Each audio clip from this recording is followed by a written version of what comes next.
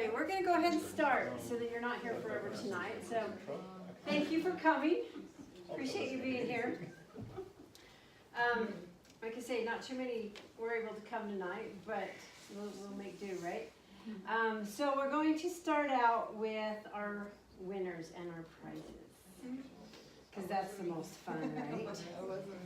And we have a top, well, these are our honorable mention winners, individuals. So Marla McMaster and Christy Dummer? I say it, Dummer. That's Tara Tucker's family, part of her family. They tied for 11th, 10th place. And then Kaylee Roberts was 9th, so that's our honorable mention. So they did great. So our top 8 will get prizes.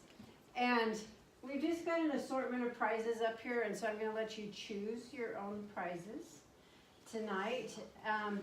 We have, these are gardening gloves if you want to garden work. A pineapple slicer.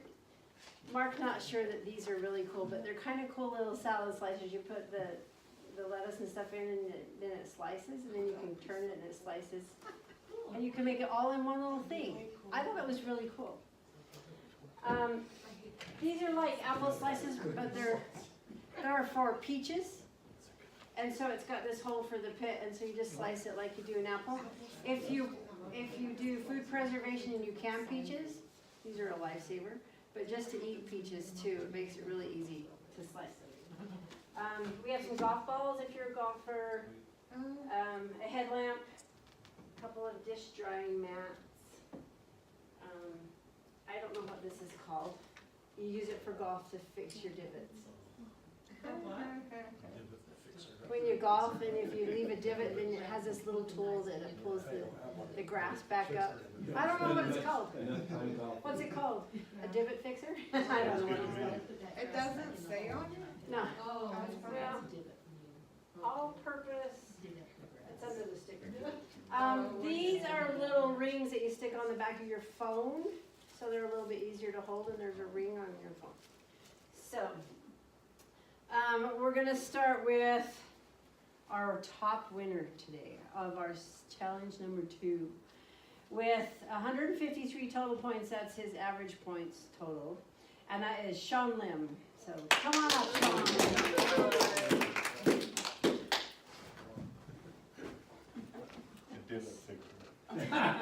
The divot fixer. I don't know what that is called. So nice. And just so you know, our top 8 people, if you want to aspire to be in the top 8, they had 1 or 2 perfect weeks throughout, every single one of them throughout the challenge, 1 or 2 perfect weeks. So that's what got in there. Our second winner, so Sean had 153 and Jonathan had 152. So they were battling for that top spot. Wow, yeah, that's close. Battling. And then Braden had 150, so our top 3, super close. Nice job.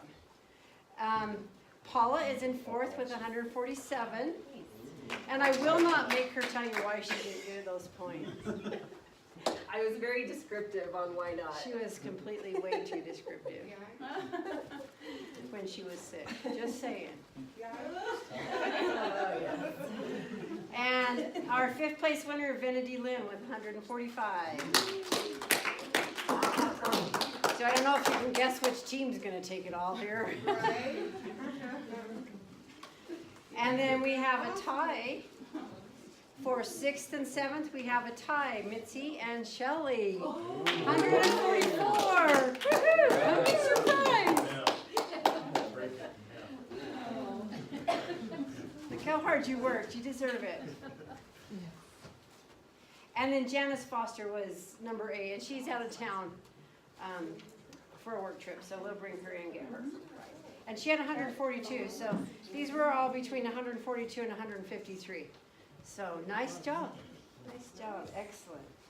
So our team winners, and I will start with the lowest score first.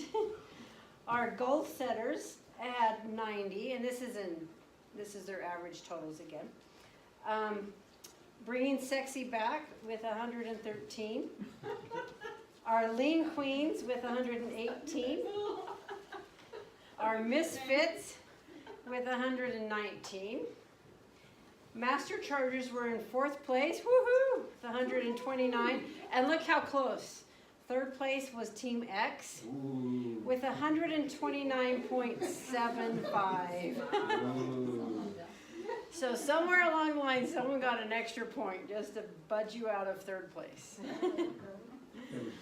Our 2nd place, and I can't pronounce your name. Elevator elevators. We couldn't think of anything, so we were forced into this, so that, Ella is for elephant, and cater is for educator, we're all educators. Nice. Elevator. Elevator. Elevator, because we go up and down. Perfect. We've always wondered what it was behind that. Yeah. Well, congratulations on your 2nd place win. And our 1st place team is the Unrepentant Thinners. And you're getting pillows that will be here tomorrow. Perfect. I know. That sounds good. My Amazon order Are didn't they get here getting the today. really cool pillows? They're not super cool. They're not the cooling What is it called, pillows. that guy who does the pillows? My Are they- pillow. what are Yeah. they? They're not the super cooling pillows, but they're cool pillows. So I will get those to you because we were working on sleep, so everybody needs a new pillow, right? Right. I think they do. So congratulations. We've all got something to look forward to. This one's a little bit different. So we're going to start out with eating a healthy breakfast. And that will be an everyday thing. And Katie's going to talk a little bit about what a healthy breakfast is and how you can determine whether it really is healthy. She'll probably mention that a coconut donut is not. Just saying. Oh, shucks. I know, right? And then our physical activity has changed. So we started out with 30 minutes of physical activity. We went to 30 minutes of exercise. And now we're working on steps. I have a question. Yes. So I have a stupid smartphone, I know, everybody's gonna laugh, but it won't let me download a step counter. A step- Is there well- any other- We have something that you can use. Oh. So talk to me afterwards. So we're going to do steps. So you get 1 point for 7,500 steps per day, or you get 2 points for 10,000 steps. So there's potential there for 2 points. That's kind of our mark. Somewhere between 2,000 and 2,500 is a mile, so you're looking at 4 to 5 miles per day. For some of you, that's going to be simple. Others, it's not going to be as easy.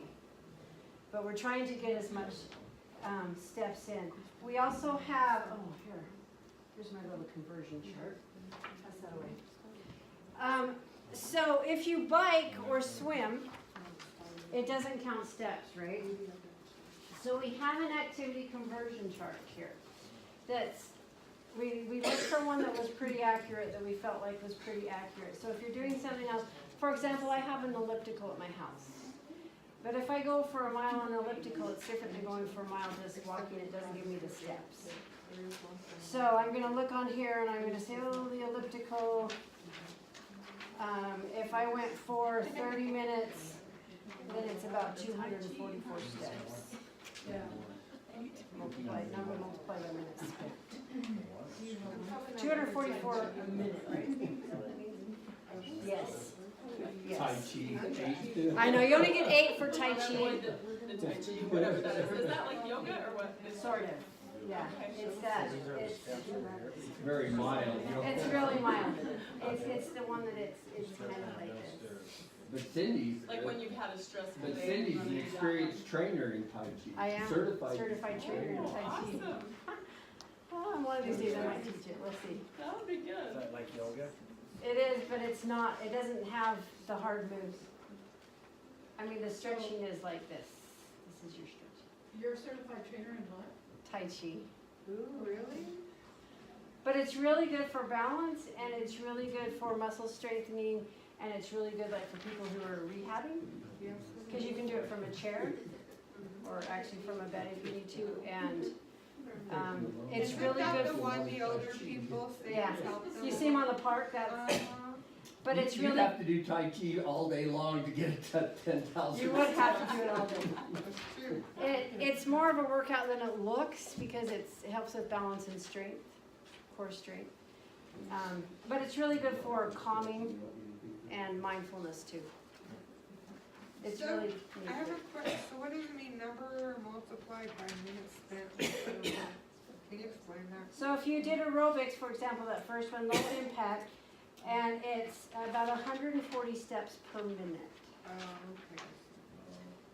So if you don't have your counter, or you're doing an activity that won't count steps correctly, then you can use this conversion chart. And if you drive down a bumpy road, you can get 30,000 steps in 2 hours. Yeah, just Your get on your four-wheeler four-wheeler. is Yeah, if you're real holding good, on yeah. to a bumpy Yeah, steering wheel. it's true. Sorry. So be honest with it. And if you do not have a step counter and you want to borrow a Fitbit, we have some that you can borrow, if you'd like to borrow one. Then we're going to work on push-ups. So if you'll do about 10 push-ups each day, if you can't do regular push-ups, do chair push-ups or wall push-ups, modify them for however you need to do them. And you don't have to do them all at once. You can do 2 here, 2 there, if you can't do 10 in a row. But our goal at the end is to improve our push-ups, so that's one that we're working on. Then that next one, for example, this first week, we're going to be wearing your seatbelt every time you're in your vehicle. So every day that you wear your seatbelt, every single time you get a point. But that one will change. That's only a week long. So you'll notice on week 2 that you're going to record 2 things that you're grateful for. You're going to focus on gratitude. On week 3, you're going to focus on flossing your teeth. Week 4 is to do 1 act of service. Week 5, we want you to have no fast food, including soda, for the entire week. I drink 1 12-ounce And can a day. Week 6, Every day. you cannot use your cell phone at all while you're driving. We're looking to safety for week 6. So we're hoping that you don't just do those for 1 week, but you only have to track those for 1 week. Do you have questions about that? Okay, then this last one, your challenge of choice. So this is a personal goal for you, something you want to work on that maybe we haven't touched on yet, that will help improve your health and fitness. We have had some people say, oh, I'm going to quit smoking. We've had some people say, oh, I'm going to go back and do the water again because I'm still not drinking quite enough water. In the past, some people have said, I'm going to say one nice thing to my spouse every single day. So it doesn't have to be fitness nutrition. It can be one of those mindfulness, one of those healthy things. So you have from today until Monday to think about that and come up with one of your own. When you get my Monday email, I will ask you to tell me what your goal is. And it should be something you can do daily for 6 weeks. So what questions do you have about that? So that's just very personal for you. What is something you want to work on? So think about that. So do you have any questions about our challenge number 3? It'll start next Monday. You're not tracking this week at all, but it'll start next Monday. Okay? All right, I'm going to let Kaylee talk a little bit about breakfast, and I'll do something really short about how to include more steps in your day. And then we'll do a fun workout, if you'd like. I have a little paper, and I want you to answer the first 3 questions, okay? So I'll give you just a minute to do that. So we're going to be talking a little bit about how to create a healthy breakfast, because that's one challenge that we're going to be working on for the whole next 6 weeks. So answer when you get your paper the first 3 questions real fast. So the first one is, when time is limited in the morning, you're more likely to skip breakfast, eat something at home, go through a drive-through, or do something else. Question 2, how often do you eat breakfast? 5 or more times a week, 2 to 4 times a week, once a week, or rarely or never? And then question number 3, you have to think about just a little bit more. What are some obstacles that you have that make it so that you don't get breakfast? So just write maybe 1 or 2 things down there. So you can take just a minute more while I'm just talking if you need to finish that. But I just wanted to get you thinking about what you are really doing for breakfast. So how many of you eat breakfast every single day without skipping? Oh, I like seeing all of them. I'm one of those people. I can't miss breakfast. So breakfast does have a lot of benefits to it. It's important for lots of different reasons. But it really gives your body a chance to start off each day with a healthy, nutritious meal, okay? If you're eating a healthy breakfast. And when you're eating breakfast, a lot of reports, adults report that when they are eating breakfast, they're eating more vitamins and minerals. They can more easily control their weight. You can control your blood sugars more. You eat less fat and cholesterols. And you also perform better at work. So those are some just basic things that breakfast can help with, okay? Just by eating in the morning. For children, when you're eating breakfast, you're more likely to get all your nutrition in for the day, and you are more likely to be at a healthy body weight for your body, and you have better concentration and are more alert when you're at school. And you also perform better in school as well. So just doing this little thing can really help in a lot of different aspects of your life. So breakfast really is important in our daily lives. So the big question is what is considered a healthy breakfast? So I've showed you guys this before, right, if you remember. This is my plate, and this is what the USDA puts out for what we should be eating. And so for a healthy breakfast, we want to be making sure we incorporate my plate into every single meal, including breakfast, okay? So you want to make sure to eat your whole grains. You want to have your lean proteins. Your dairy is better if you have your low-fat dairy, but it's a very important food group to be eating as well. And of course, include your fruits and vegetables as well. So when we're eating breakfast, we want to make sure to include lots of the food groups. For our challenge, we want to try and get at least 3 to 4 of the food groups from my plate, okay? And it's really not as difficult as it sounds, because I'm going to show you what it kind of looks like. So some examples of some things that you could have. So simple, right? Oatmeal, blueberries, and flax or chia seeds. So that would be our 3 food groups, our whole grains, our fruits, and your seeds count as your protein in that one, okay? And there's also 3 other examples, whole wheat toast with pesto and avocado and tomato and egg. That one actually has 4 food groups in it. 4 food groups. Keep it simple, whole wheat toast, peanut butter and banana. Or you could do whole wheat grapes, plain yogurt, fruit, and even a little bit of honey on there. Honey's not in the food groups. But it really doesn't have to be hard to get a healthy breakfast. And it's really, once you think about what you're doing, it's really simple to get a healthy breakfast in for the day. So 3 to 4 groups on my plate is what we're going to shoot to. Does anyone need to see my plate again?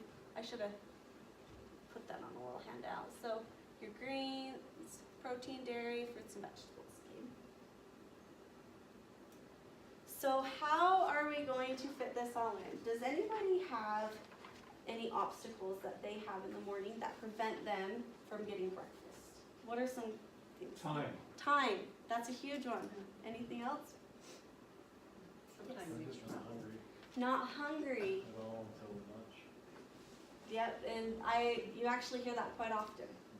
So for that one, what you can do for that is you don't have to necessarily eat very first thing when you wake up. Give your body a little bit of time, but try eating just something like a little something, and that will really help. Any other obstacles? Sometimes we leave 5 or 6 in the morning. Yeah, And it's hard when you're leaving really early. Yeah, it is really hard when you're leaving early to get breakfast in. Anything else? No? Okay. So we all do have lots of obstacles in our lives. I know with me, I have 2 little kids, and so for me, I feel like it's pretty easy for us to get breakfast because I have to feed them each morning. So, and they're just little, so I'm the one doing all the cooking and everything. So it's really pretty easy for me to make sure that we all have breakfast.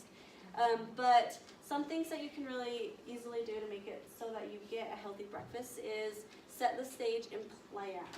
So the biggest thing that you can do is to plan out your breakfast each day and keep it simple as well. It doesn't have to be anything that takes a lot of time. This is just a little handout that has a little sample menu on it. And right up here there's a little sample menu. And there's also a little platform to help you create a healthy breakfast as well on the bottom. And on the back, there are 4 really good breakfast recipes as well, okay? So the one thing that really helps is to plan a menu and to make sure you know what you're going to be cooking for breakfast. And your breakfast doesn't have to take a long time. Lots of times you can make a really great breakfast in less like 5-10 minutes, that's all, okay? So something that I really like to do in our family is on certain days of the week, I cook things. So like Mondays, we always have eggs and toast, and I always offer fruit or milk with it, okay? Tuesdays, we plan on doing oatmeal. Wednesdays, we do eggs and toast again. My little boy goes to preschool those days and has a late lunch, so I make sure he gets a really good breakfast those days. And then Thursdays, we do cereal. Fridays, yogurt and granola with fruit and milk.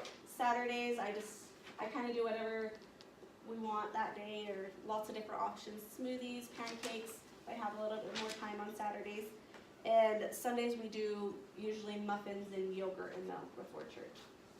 So I have this set plan that we do, so it makes it really easy that I don't have to get up and think about what we're doing for breakfast. We can just hurry and make it.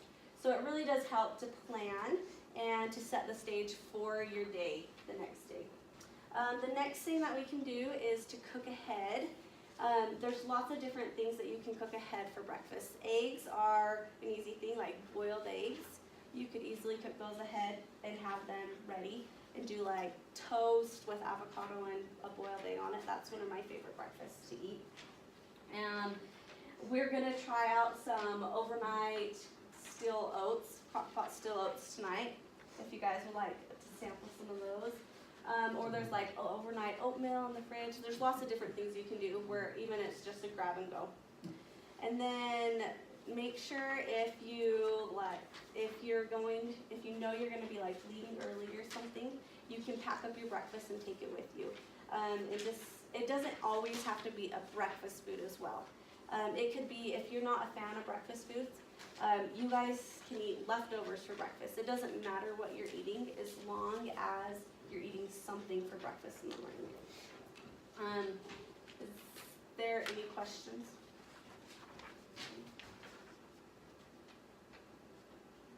Would anyone like to try some oatmeal? Do you want your oatmeal sample before you exercise or after? After? Okay, we can do it later, that's just fine. At the end? But, Should we yeah. do it at the end? Yeah, that's just fine. Okay, I'm just gonna go real quickly over just a couple of tips to getting extra steps in our day, because to get your 10,000 steps, you've gotta be fairly active. Unless you get up in the morning and walk 5 miles straight off the bat and be all done, you might have a little bit of a challenge to do that. So what we wanna do is just try to fit them in during the day. So some simple things, take the stairs instead of, we don't have a lot of elevators, but take the stairs anytime you can, or take the long way around. And something else is to set a timer. And a lot of your watches or your phones will have a timer, so you get up every hour. So get up every hour and walk for 3 or 5 minutes. Walk around. I get up and walk around the building at work sometimes after I've been sitting for way too long, just to get out, and it helps you think more clearly also. If you can walk instead of drive, park further away. Have you ever noticed at the post office while everybody goes around the block and waits until they can get that front row parking spot? So we kinda have to change our mindset. It's like, it doesn't matter if you park clear down the road, just walk, that just gives you a few extra steps. So change your mindset. Play with your kids. Every time you talk on your phone, stand up. Or walk around when you're talking on your phone, if you're on your cell phone. Make your home into like a circuit training so that when you go into the kitchen, you're doing high knees, and when you go into the living room, you're doing sit-ups or whatever it is. So you know to stop and to move and get those extra steps there. March in place while you're reading your emails or while you're watching TV. Carry your groceries in one bag at a time. How many of you try to get every single bag in on the first trip? Yeah, and then I'm trying to do this, so I'm trying to make it extra. But if you take one at a time and you walk back and forth, that'll give you extra steps. When you golf, don't rent a cart. Go for a hike, walk the path. Skip when you go to the bathroom. Skipping down the hall, right? Wear good shoes all the time. A lot of people don't get steps in because they're not wearing very comfortable shoes, and it's harder to get around. Move the trash can away from your desk at work. So every time you have trash, you have to get up and walk to go throw it away. Make several trips when you're doing the laundry. Stop using the drive-up window. Or we get lazy and we just drive up, and because it's easier, right? But if we get out, we get those extra steps. Take your dog for a walk. Walk your kids to school. Sign up for a 5K.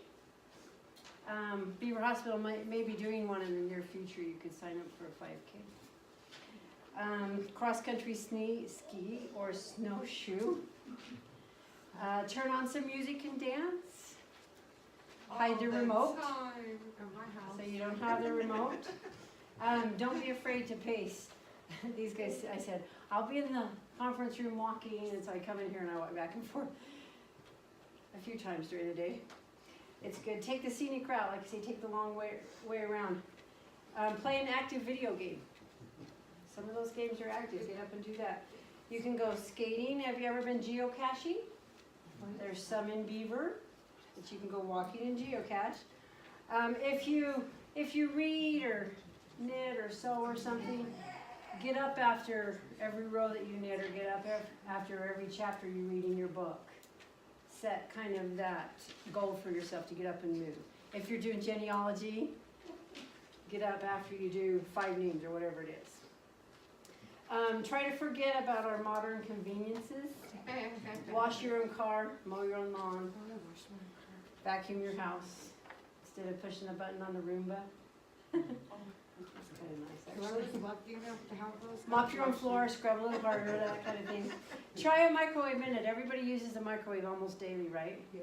So while you're waiting for that to run down, that minute, 3 minutes, you're walking in place, or you're doing high knees, or you're marching or something. So think about that microwave minute. I was looking at this online, and I have to read this last one because it's hilarious. Have 7 kids, and by the time you load everyone into the car and walk back into the house to get everything you forgot, you'll be almost to your 10,000 steps. Oh, that was great. So just think about some of those simple, easy ways that you can get extra steps throughout the day, rather than waiting and trying to get them all at once.